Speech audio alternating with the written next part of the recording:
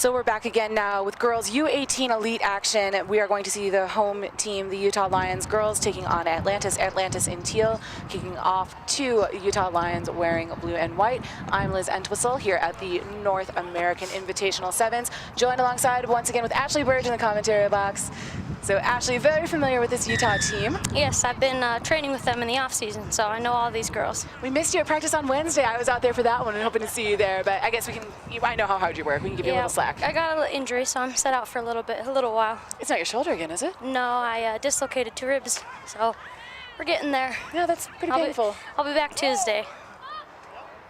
Got it. Well, this is one of the marquee matchups of this tournament. This women's tournament with the girls is just so deep in the talent. We saw Utah play earlier against Upright Rugby, victors in that match. We've seen Atlantis playing well together too, and it's just certainly worth noting that this Atlantis team is missing. There are 7 normal starters plus an 8th player from their team, all in the Girls High School All-Americans East Camp. Players like Paige Kraling and Allie Ramage. There's just so many names to mention on this team. You can go on and on about the history of this program. Utah has a shorter history. They've been around playing together now for a year, but of course had a magnificent run through their tour to Europe. They were in Austria, Germany, spent some time in Italy, played in the United World Games. Not only were they undefeated there, they were not scored upon in the entire tournament, outscoring their opponents somewhere in the range of 250 to nothing. And they've repeated that form. They went up to the Victoria Sevens and played well up there. They debuted at the Las Vegas Invitational, and they lost to Atlantis in that tournament. They had beaten Upright in that tournament as well. So these are some teams that are familiar with each other. It's awesome to see a lot of these. I don't know many of the Atlantis players, but I know a lot of these Lions players. This is going to be their last year with the Lions. Stephanie Hickman, she has committed to Davenport, and Alex Cedric has committed to Central Washington. Yep, Alex said we can call her Spiff. She said that her fans back home would prefer to go by her nickname. We know her as Spiff. Yeah. What's also crazy, so Kat is who just scored. Her and Charity, or is it? Yep, they're cousins. Yep, both of them have played for the high school team since they were in 8th grade. So when I was still a senior in high school, they were 8th graders, and they were outplaying a lot of the girls, that I was on, juniors and seniors that I was playing with. Since 8th grade, we're on the high school varsity team. That's awesome that you're able to see like this continuity through the program and everything too. We saw Atlantis come out. It is Julie Rickenaugh with a yellow card, and it is Utah able to take advantage. So we saw a great try there with Kat Stowers. We mentioned her cousin Charity Tenney is wearing the number 13 jersey, Kat in the number 9. And then Boots is a cousin of theirs as well, isn't she? Number 7.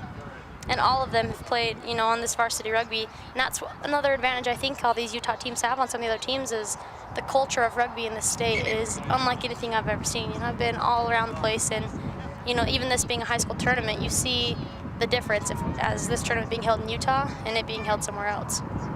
Yeah, it's been great how much Utah has just embraced rugby in general. I was talking to quite a few former Eagles just about their experiences having played rugby here. So we have Maka Anufe playing for the USA men going into the Olympics. We have players like Etta Milo that earned her USA cap playing here in the Super Series, coming from the Utah Vipers programs. Her sister Pao that played in the Youth Olympic Games.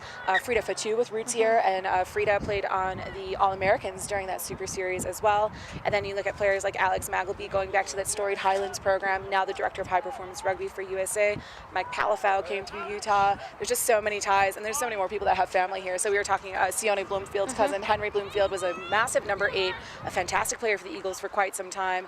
It's great, and I was talking with Visit Salt Lake, did a tour around the city with them, just how much they're looking to embrace rugby. So having done the Super Series, then having Pioneer Sevens here last weekend, and now this tournament here, this is a great try out of Utah. Some fantastic continuity, some great ball handling too. That looked like it was Spiff that was in for the try.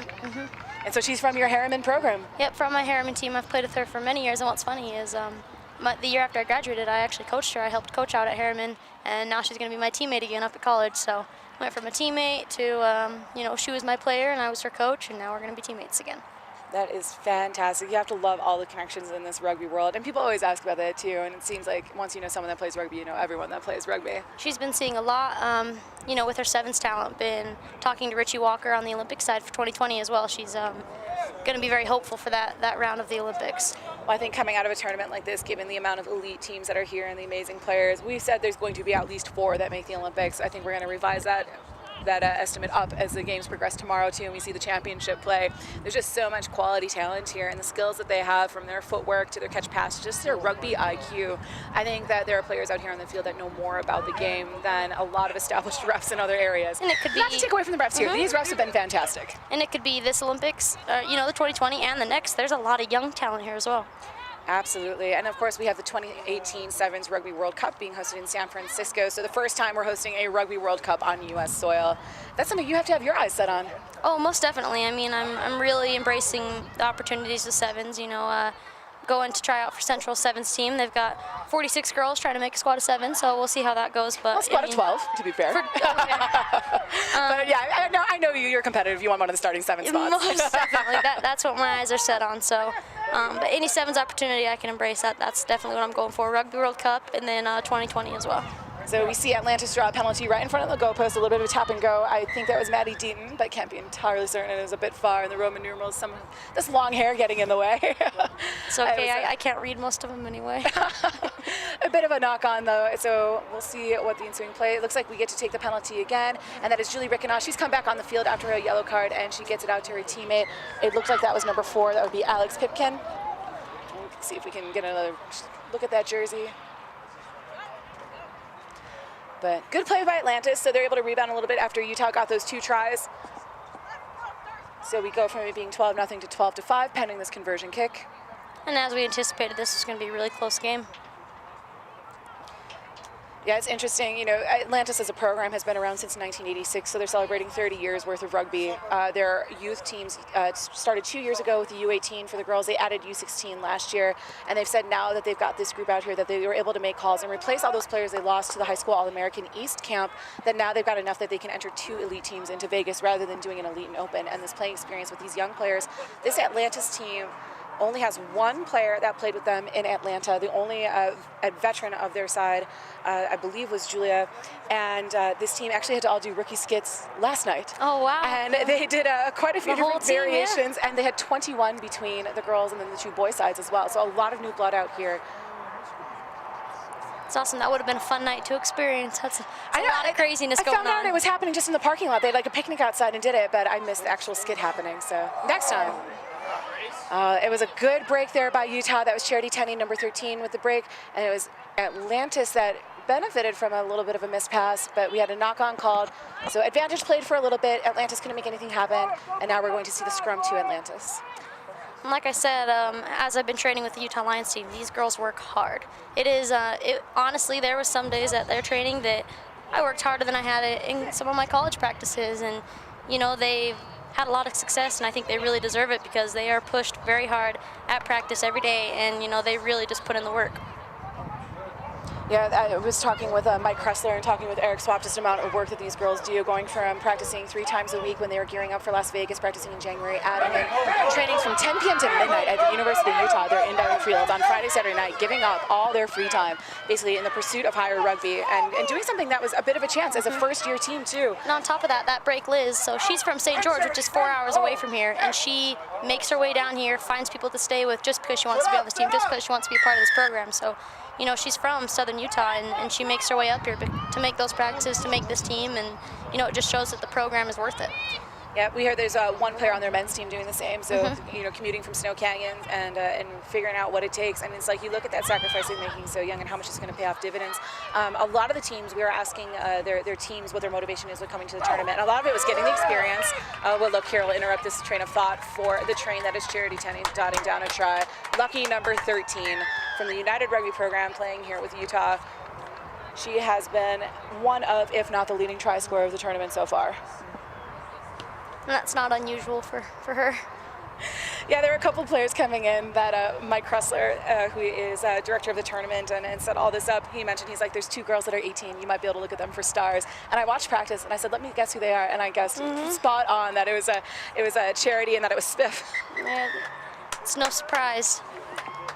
So that'll leave 2 big holes as Utah grows, but it seems like there's just so many players that are coming up through the ranks that are able to take those spots. Another thing that is awesome about that Utah Lions program is they are a club program. It's not through the school, but it is the only program in the state that those coaches require grades from their girls. Every single girl and every single guy on their team has above a 3.0, and if they drop below a 3.0, then those coaches will pull them. They don't mess around, and so it's really cool just to see, you know, the culture of that team. It's not just that they're good rugby players. It's, you know, they want to work hard and they want to be a part of this program, and they'll do what it takes to get there, and the coaches have very, very high expectations of them.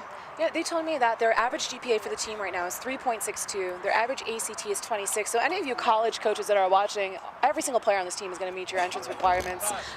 You know, they're well disciplined. They're good players, and they also mentioned that they're adding in like tutoring components next year. So ACT prep is part of the program and growing beyond just what it means to be a rugby player. And one of the things they also highlighted is their partnership with Operation Underground Railroad. We talked about that a little bit earlier in our broadcast when some of the boys were playing. You see on the back, the lower part of the jerseys underneath their numbers, there's looks like a chain link, but is the OUR. It's an organization that works to liberate children that have been involved in sex trafficking. Not only have they freed over 500 children, they work with the recovery process and the life process afterwards, and then have been involved with over 187 arrests of the people that are involved in these trafficking organizations. This team trains at the Operation Underground Railroad gym and was able to make a connection there. They loved what the values of rugby stood for and what Utah Lions stood for, so it's something that they're growing as a partnership. There is a great documentary about what Operation Underground Railroad does. It's called The Abolitionist, so check that out if you have the chance. It's definitely an incredible program, something that I wished was around when I was in high school. I think we're all very jealous of the fact that this tournament's taking place, and if we Most definitely. You're lucky you had rugby in high school. It didn't exist on my day. That is very true. And then the fact that you have a tournament of this caliber and the opportunities, like we said before, I mean, you've benefited from it. A high school All-American, a junior All-American, a women's college All-American, and the opportunities you've had to play. And you're the first player, so all these girls are going to have even more opportunities than you just had. Exactly. And I mean, even now, looking back, and you know, I'm here reffing and commentating and doing all the stuff that I never thought I would do. So.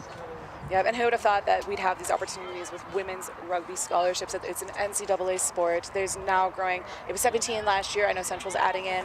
Their goal is to get to about 40 teams within the next few years. So a lot of work being done to grow rugby as this, you know, recognized game with a lot of exposure, with the same seriousness as any other sport would have. The Olympics is going to do so much to raise the profile of the sport as well. Olympics kicking off next week, August 6th, 7th, 8th, and then 9, 10, 11 when we go with the men. And we've kicked off here with the second half. Ashley, thanks so much for stopping in. We're going to do a little bit of commentator turnover, but always a pleasure having Ashley Burge, an alumna of this Utah rugby, well, I should say the state of rugby, playing her high school rugby at Harriman. We saw their men's team earlier, familiar with many of these Utah Lions, training with them, and, you know, just supporting the game while she's injured, coming out here and running touch with 2 dislocated ribs. You know, that's the service and the attitude that we're looking for with the sport. So as play continues here, Utah Lions on attack, going the other way downfield now in the dark blue against Atlantis in the teal. Utah Lions holding on to a 19-5 lead. Matt, you had to watch over there. Did you get to spy on any of these teams? Gee whiz, Liz, I'm thinking, like, are you trying to replace me with Ashley every time I step away for 2 seconds? I mean, you take a really long time during your break, I had to go find your Gatorade. No, you know, I was listening down there, and there's a lot of talk about well, let me rephrase that. There's not a lot of talk because everyone seems to be so tired. It's the end of the day. Everyone's heat dried. I think we see this here. This is a second yellow card show to this Atlantis team. We'll see like a high Maybe tackle a little here. Bit of indiscipline, so, just getting fatigue creeping in. Yeah, it's not malicious by any means, but I think the fatigue is starting to wear on the form and the discipline. Absolutely. Yeah. You see that anywhere on the pitch, walking around the complex. That's the general feeling I get. We're in this final hour of games, and actually last half hour of games wrapping up at about 4 o'clock. So we see that Utah Lions get a try. So they're up a man. They'll be up a man for about another 2 minutes here. 5 minutes left in the game. So it is Atlantis, and it is their number 10, Lauren Lewis, coming off the field. She'll get a 2-minute break here for the yellow card.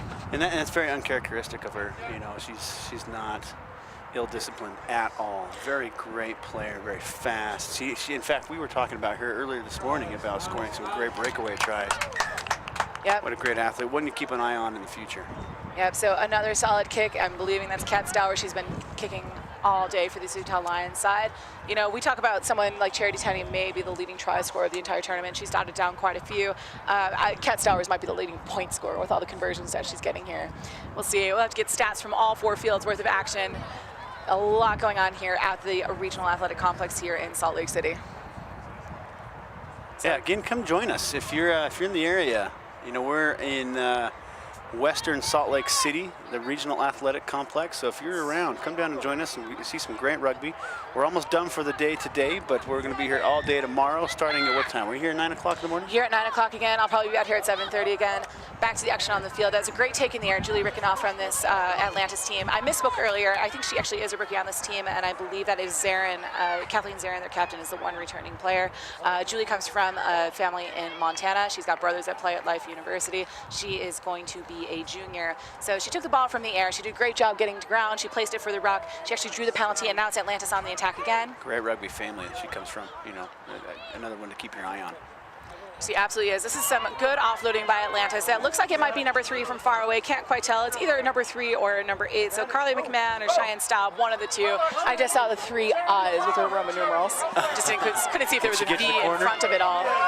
So here's a nice little break here. Great and a defense. fantastic tackle by Atlantis. Try-saving tackle. A good break by Monica Wynn. She's one of the girls from the Harriman High School program from the Utah Lions. That number 3. She is a mighty mouse there on the field. She's had a couple nice breaks. You saw her looking to pull out. So she realized that someone was coming to tackle her. So when we talk about pulling out in the game of sevens, that's kind of stopping your run and going back to your support again.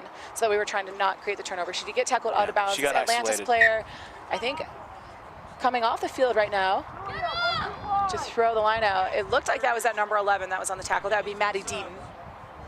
And again, this Atlantis team featuring players from all over the country. They got players mostly from the Pennsylvania area, Steal there for the Utah Lions.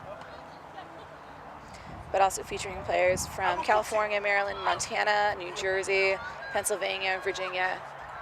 Utah Lions team based in Utah. No way.